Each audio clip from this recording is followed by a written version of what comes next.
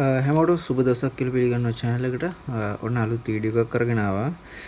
ඉතින් අද ඇම්ප් එක පෝල්ට් එකක් තමයි ඔයගොල්ලන්ට කියලා දෙන්න හදන්නේ. ඉතින් හැමෝගෙම ඉල්ලනවා channel එකට subscribe කරලා එකතු වෙන්න channel එකත් එක්ක. ඒකට පුළුවන් ඉස්සරහට ඔයගොල්ලන්ට මේ වගේ වීඩියෝ වැදගත් වීඩියෝ මගේ channel එකෙන් බලන්න. ඉතින් ඇත්තටම කිව්වොත් ගොඩක් කට්ටිය වීඩියෝ බලනවා. නමුත් subscribe කරන්නේ නැහැ. අනිත් එක තමයි වීඩියෝ බලන කට්ටියකත් ලොකු වැරද්දක් තියෙනවා. වීඩියෝ එක මුල ඉඳලා අග වෙනකම් බලන්නේ.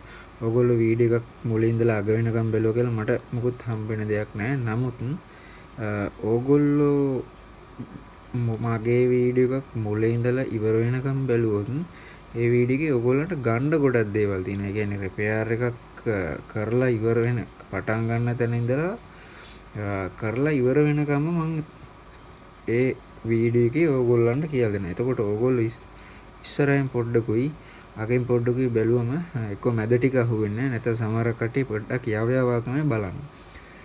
ලංකාවේ පුද්ගලයන්ගේ තියෙන ලොකු වැරද්ද තමයි අන්න ඒක. හැමදේම උඩෙන් පල්ලෙන් අත ගාගෙන යන එක. එහෙම කරන්න එපා. එතකොට ජීවිතේට කිසිම දෙයක් ඉගෙන ගන්න වෙන්නේ නැහැ. හොඳයි වීඩියෝ එකට යමු. channel එකට subscribe කරලා එකතු වෙන channel එකත් එක්ක ඒකට පුළුවන් ඔයගොල්ලන්ට මේ වගේ වීඩියෝ මගේ channel එකේ ඉස්සරහටත් බලන්න. ඉතින් මේ amp එකේ ලෙඩේ ඉස්සලම ඔයගොල්ලන්ට amp එක පෙන්නන්නම්. මෙන්න මේක තමයි amp එක. ඊට පස්සේ දැන් මම මේකේ bluetooth වලට තමයි දාලා තියෙන්නේ. එතකොට හොඳට අහලා බලන්න ඕගොල්ලෝ. මම දැන් ඇවිල්ලා මේකේ ඔයගොල්ලන්ට පේනවා ඉතින් මෙතන.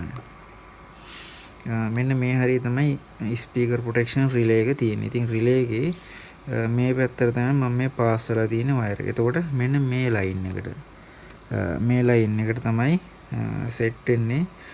මේ අප්සෙට් පැත්ත තමයි මේ ලයින් එක. ඒ කියන්නේ ඩැමේජ් වෙලා තියෙන පැත්ත. හොඳයි ඔන්න මම දැන් ඔයගොල්ලෝ බලන්න මෙතන ස්පීකර් එකක් තියෙනවා.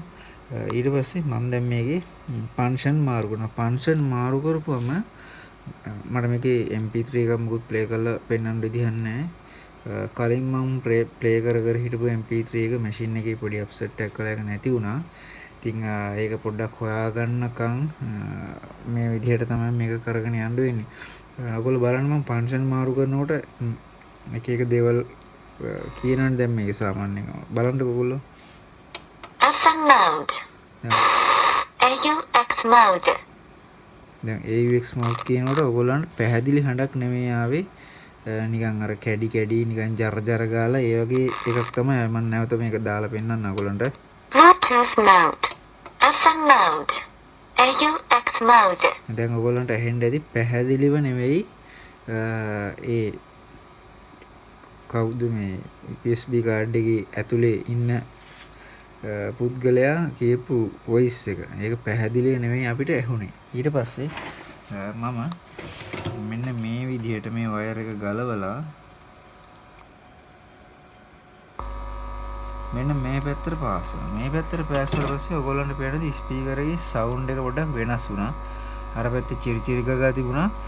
මේ පැත්තේ නිකන් ගාලා වගේ සද්දක් එනවා. ඉතින් දැන් බලමු අපි මම පොඩ්ඩක් අඩු කරගන්නම්. මේ වීඩියෝ එක කරන්නේ රෑ වෙලාවෙ හින්දා.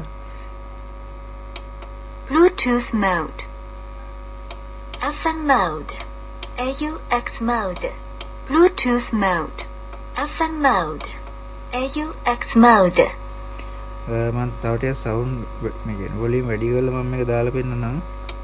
Bluetooth mode FM mode AUX mode ඉතින් ওই විදිහට තමයි සවුන්ඩ් සම්පූර්ණම මේ පැත්තේ වෙනස් වෙලා තියෙන්නේ. මේ පැත්ත හොඳයි. අපි යමු රිපෙයාර් එකට. ඉතින් මේකේ හරිම සරල රිපෙයාර් එකක් තියෙන්නේ. ඉතින් මේ වගේ දේවල් කියලා දෙන්නේ මම සමහර කට්ටිය ඇත්තටම කිව්වොත් මේ වගේ දෙයක් කරන්න කියලා ගොඩක් නා ගන්නවා. ඉතින් ඒ නා ගන්න හින්දා මේ මිනිස්සු පව් ඇත්තටම දන්න දෙයක් කාට හරි කියලා දුන්නා කියලා ඒක මොකුත් වෙන්නේ නැහැ. ඉතින් මම මේකේ ඇම්ප් එක ඕෆ් කරගන්නවා.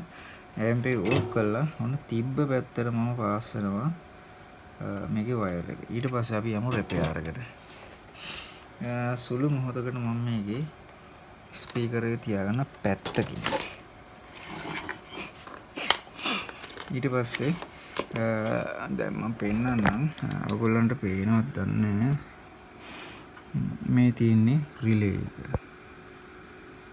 ඔය තියෙන්නේ රිලේ එක මෙතනට දුන්නා මෙතනින් ඩක් ගාලා රිලේ කරලා එහා පැත්තට පැනලා එහා පැත්තෙන් ස්පීකර් අවුට් වලට යනවා. එතකොට මෙන්න මේ පාත් එක දිගේ මෙහෙම ඇවිල්ලා මෙන්න මෙතනට සෙට් වෙන මෙතනින් දෙපැත්තකට බෙදෙනවා. එකක් මේ ට්‍රාන්සිස්ටර් මැද පින් එකට එනවා. අනිත් එක මේ වංගුවක් ගහලා මෙන්න මේ කොහෙටද යනවා. හොඳයි අපිට ඒක වැඩක් නැහැ. බයිසින් පැත්තට තමයි යන්නේ. ඊට පස්සේ අපිට කරන්න තියෙන්නේ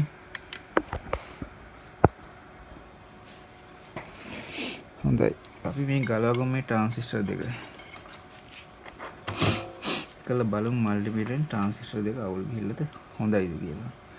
සාමාන්‍යයෙන් ශකර් එකක් මේ වැඩේට පාවිච්චි කරන්න පුළුවන් බැරි ගමක් නැහැ. ශකර් එක පාවිච්චි කරා වගේ නෙමෙයි අනිවාර්යෙන් මේ චයිනීස් සෑම් බෝඩ් වල එතකොට චයිනීස් ටීවී බෝඩ් වල පාත් එක ගැලවෙනවා. ඒ පාත් එක ගැලවෙන නිසා තමයි මේ සෝල්වික් එක පාවිච්චි කරන්නේ. ශකර් එකකට වැඩිය මේක ගණන් අඩුයි. මට මතක විදිහට මේක ඇවිල්ලා 170 ගණක් හරි 270 ගණක් හරි තමයි උනේ. ඉතින් රුපියල් 1000 ගණන් වලට එනකන් සෝල්වික් තියෙනවා.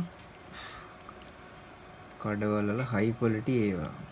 ඒ වගේ එකපාරයි අදින්න ඕනේ එනවා සට ගාලා.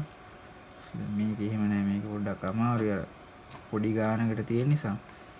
නමුත් සාමාන්‍යයෙන් මේක පාවිච්චි කරනකොට අපි මෙන්න මෙහෙම මේක ගසනවා. ගසලා ගහලා එහෙම තමයි පාවිච්චි කරන්නේ. සමහර කටින් නම් මේක පොඩ්ඩක් ඇද්දා මෙතනින් කැපුවා ආයි පොඩ්ඩක් ඇද්දා එහෙම කැපුවා. මෙහෙම කරන්න කිව්වොත් සාමාන්‍යයෙන් සෝල්වික් මේ අවුරුද්දකට 100ක් 200ක් ඊටත් වැඩි යන සීන් එකක් තමයි තියෙන්නේ. එහෙම කරන්න ඕන නෑ. මේක ගැසුවම හරි. ඒ කියන්නේ මෙතන තියලා මෙන්න මේ හරිය තියලා මේ විදිහට මේක හොඳ රත් වෙනකන් අල්ලගෙන ඉඳලා මේක එකපාර ගසනවා. එකපාර ගැසුවට පස්සේ පෙන්නන්න ඕගොල්ලන්ට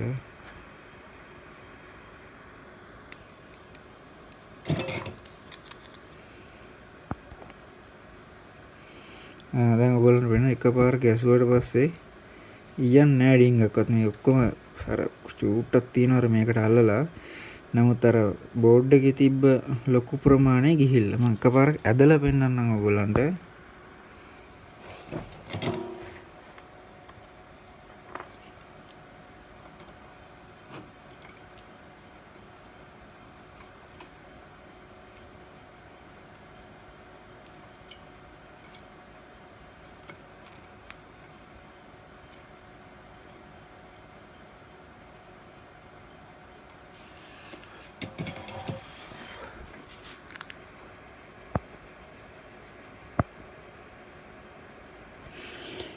දැන් පේනද ඔයගොල්ලන්ට මේක ඊයන් ගොඩක් පිරීලා තියෙනවා.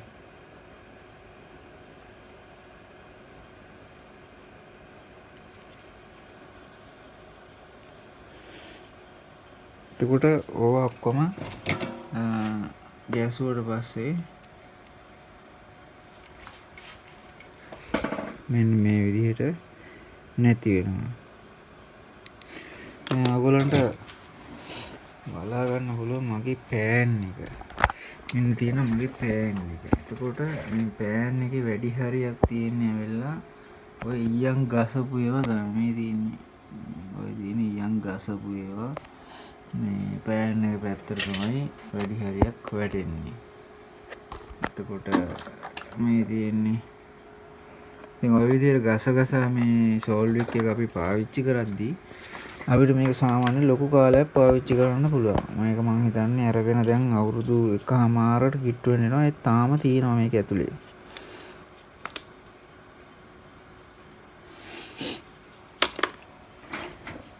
ඉතින් ඔන්න ඔහොමයි අපි අර පිරිමැස්සෙන් වැඩ කරන්න ඕනේ.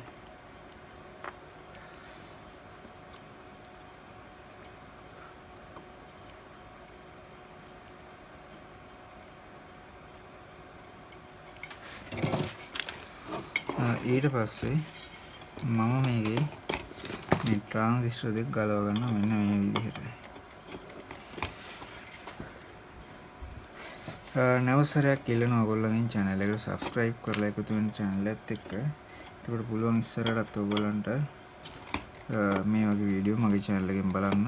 ඒ වගේම ඉලෙක්ට්‍රොනික ඉගෙන ගන්න කියන්නේ සාමාන්‍යයෙන් මම දැන් ඔයගොල්ලන්ට වීඩියෝ කරලා තියෙනවා ගොඩක්. එතකොට ඒ සමහර වීඩියෝ වල කෑලි චෙක් කරන ඒවා ඊට පස්සේ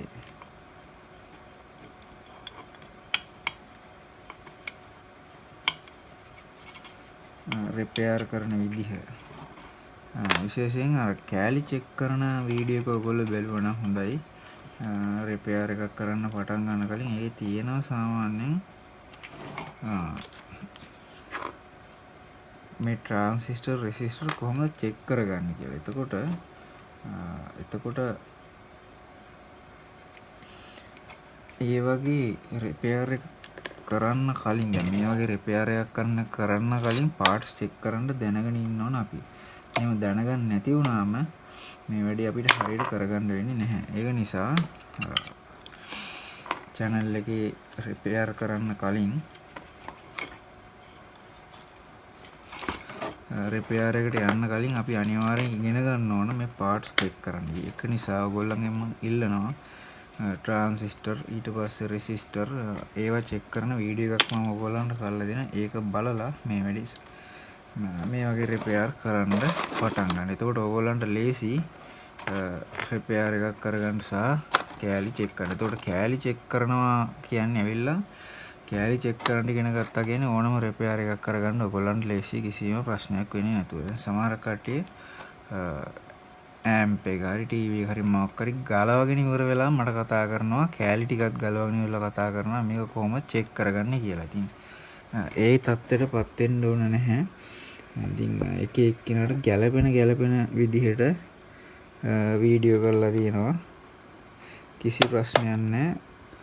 ඒව බලලා රිපෙයාර් කරගන්න තමයි තියෙන්නේ. ඔන්න මල්ටිමීටරේ වැඩ කරනවා. ඊට පස්සේ බලමු අපි මේ ට්‍රාන්සිස්ටර් ඩැමේජ් වෙලාද කියලා. මේවා ඇවිල්ලා ඔක්කොම මම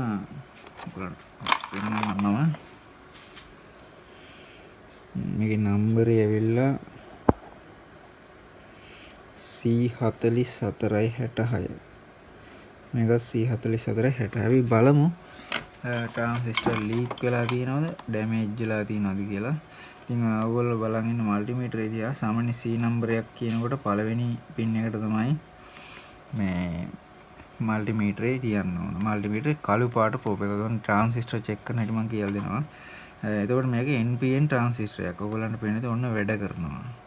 ඊට පස්සේ මම මේක තියනවා මේ පැත්තට. මේ පැත්තට තියද්දී එක කට්ටක දශමයක්වත් යන්න බෑ. දැන් මේවා එකක්වත් රීඩ් වෙන්නේ නැහැ. ඒ කියන්නේ මේ ට්‍රාන්සිස්ටරේ හොඳයි. හොඳයි කියලාම අපිට කියන්න බෑ. තව චෙක් කරන්න තියෙනවා. ඊට පස්සේ මෙන්න මේ පැති දෙක අපි මෙන්න මේ විදිහට බලන්න ඕන. මේ විදිහට බලද්දි දශමයක්වත් කට්ට හෙල්ලන්න බෑ. එහෙම කට්ට හෙල්ලුණොත් ට්‍රාන්සිස්ටරේ ඩැමේජ්. දැන් මේක කිසිම ප්‍රශ්නයක් නැහැ. මේක හොඳයි. ඊට පස්සේ මේක ඔයගොල්ලන්ට පේන්නේ නැති මේක රීඩ් වෙන්නේ නැහැ. මේකත් මේ ට්‍රාන්සිස්ටර් ඔක්කොම NPN හතරක් තමයි මේකේ තියෙන්නේ. ඔයගොල්ලන්ට පේන්නේ නැති බටු වැඩ. ඊට පස්සේ මේ දෙකත් වැඩ. ඉතින් මේ ඇම්ප් එකේ මට ගොඩක් සෙට් වෙලා තියෙනවා මේ වෝල්ටේජ්. දැන් මේ ට්‍රාන්සිස්ටර් මල්ටිමීටර් හොඳට පෙන්නුවට මේක වැඩ කරද්දී අවුල්. අපි මේකට වෙන දෙකක් දාලා බලමු. ඉතින් මෙන්න මේ ට්‍රාන්සිස්ටර් දෙක දාලා බලමු. මේක ඇවිල්ලා C3281. මේක වැඩ කරන්නේ අරක විදිහටම තමයි.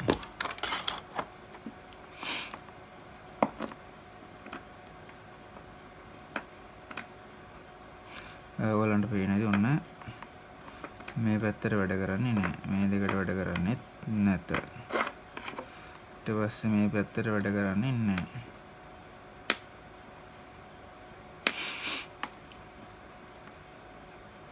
ඔන්න හරි. ඊට පස්සේ මල්ටිමීටර් මම පැත්තක තියාගෙන මේ ට්‍රාන්සිස්ටර් සාමාන්‍ය මෙන්න මේ විදිහට තමයි සෙට් වෙන්නේ. මෙන්න මේ පැත්තට. ඒක නිසා මම මේක මෙන්න මේ විදිහට මේකට තියලා පාස් කරන උඩින් දැනට දැන් මේකට ට්‍රාන්සිස්ටර් දෙකක් ගෙනල්ලා දාන්න ඕන.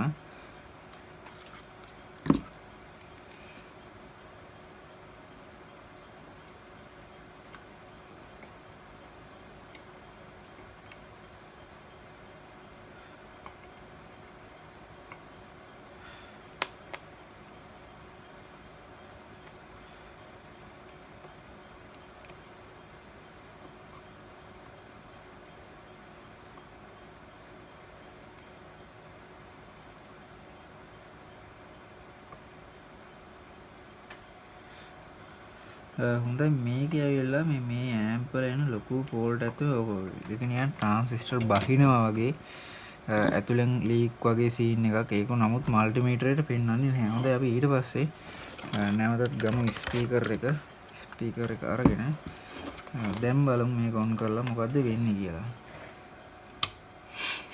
ඔන්න ඇම්ප් එක ඔන් වුණා. ඊට පස්සේ තියෙන්නේ AUX වල තියෙන්නේ. දැන් බලමු මේක මාරු කරලා මූඩ්.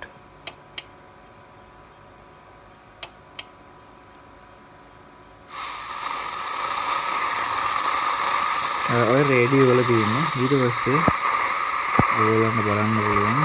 මම දානවා දැන් AUX වලට. Bluetooth mode. SM mode. AUX mode. Bluetooth mode. SM mode.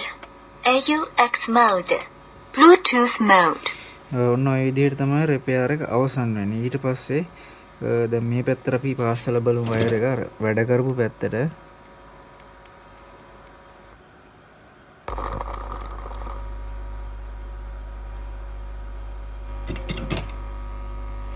මම මේ චුට්ටක් අඩු කරගන්නම්.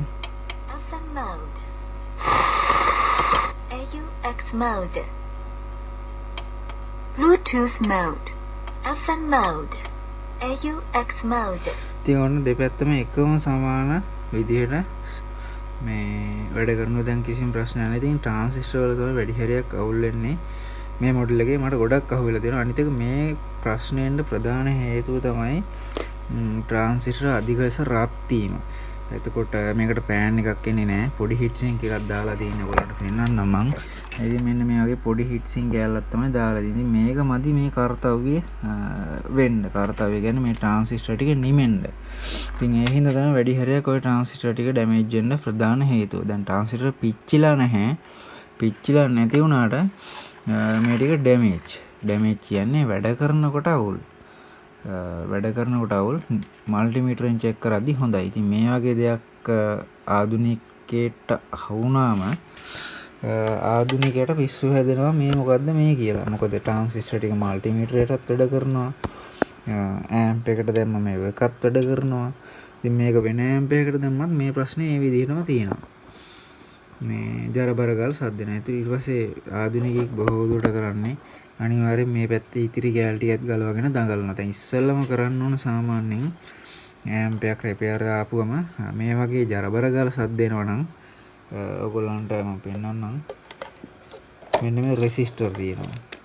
මේ රෙසිස්ටර් තියෙනවා ඇවිල්ලා මේ හතරක්. එතකොට හතරෙන් දෙකක්. එතකොට මේ පැත්තට තමයි අදාළ වෙන්නේ. එතකොට මේ පැත්තට අදාළ වෙන දෙක ගලවලා චෙක් කරනවා. ඒට රෙසිස්ටර් දෙක හොඳයි නම් ඊට පස්සේ ට්‍රාන්සිස්ටර් හොඳයි නම් ඒ දෙක පැත්තකින් තියලා අලුත් ට්‍රාන්සිස්ටර් දෙකක් දාලා බලනකොට මෙන්න මේ වගේ.